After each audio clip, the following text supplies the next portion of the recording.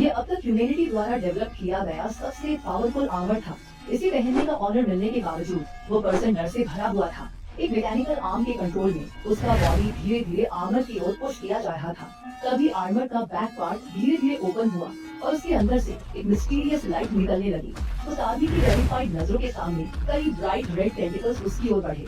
ये वास्तव में एक लिविंग बायो आर्मर था। अंत में वह आदमी पूरी तरह रेड लिक्विड में कवर हो गया और बायो आर्मर के साथ मर्ज हो गया। रिसर्चर्स की एक्सपेक्टेंट नजर के बीच बायो आर्मर सक्सेसफुली एक्टिवेट होता हुआ प्रतीत हुआ और ह्यूमन बॉडी से कोई रिजेक्शन नहीं हुआ। फिर उसकी पावर को टेस्ट करने के लिए रिसर्चर्स आगे बढ़े और बायो आर्मर के लेफ्ट हैंड पर लगी रिस्ट्रिक्शन हटा दी। सभी के सरप्राइज के लिए बायो आर्मर के एक सिंपल पंच ने टेस्ट की स्टील प्लेट को क्लियर कर दिया। इसके बाद रिसर्चर्स ने टेस्ट कंटिन्यू किया और उसे वेपन सिस्टम एक्टिवेट करने का ऑर्डर दिया, लेकिन बायो आर्मर ने कोई रिस्पांस नहीं दिया। उनके ऑर्डर्स की इग्नोर होते देख रिसर्चर्स एंग्री हो गए।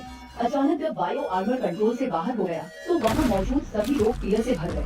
आर्म पर्सनल ने तुरंत फायरिंग शुरू कर दी, लेकिन बायो आर्मर पर उसका कोई इफेक्ट नहीं हुआ। वह धीरे धीरे चलते हुए ऑब्जर्वेशन रूम की ओर बढ़ने लगा। नॉर्मल बुलेट्स उस पर इनइफेक्टिव थी। सबको इग्नोर करते हुए वह एक्सपेरिमेंट की लीड रिसर्चर डॉक्टर कैरी के पास पहुंच गया। एक स्ट्रॉन्ग प्रेशर का एहसास सबको होने लगा, लेकिन डॉक्टर कैरी ने कोई फियर नहीं दिखाया, बल्कि एक मेडिकल स्माइल दिखाई। इसका मतलब था कि उनका एक्सपेरिमेंट सक्सेसफुल हो चुका था। जैसे ही बायो आर्मर उसे किल करने वाला था, अचानक वह फिर से कंट्रोल लूज कर बैठा और जोर से नीचे पर गिर पड़ा। उसके अंदर मौजूद एक्सपेरिमेंटल सब्जेक्ट 4926 बाहर निकल आया। शॉकिंग बात ये थी कि कुछ ही मिनट्स में उस सब्जेक्ट की लाइफ स्पैन खत्म हो गई, लेकिन डॉक्टर कैरी को जरा भी बेटी नहीं आई।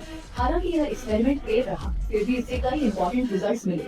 इसलिए डॉक्टर कैरी ने एक्सपेरिमेंट कंटिन्यू करने का फैसला किया।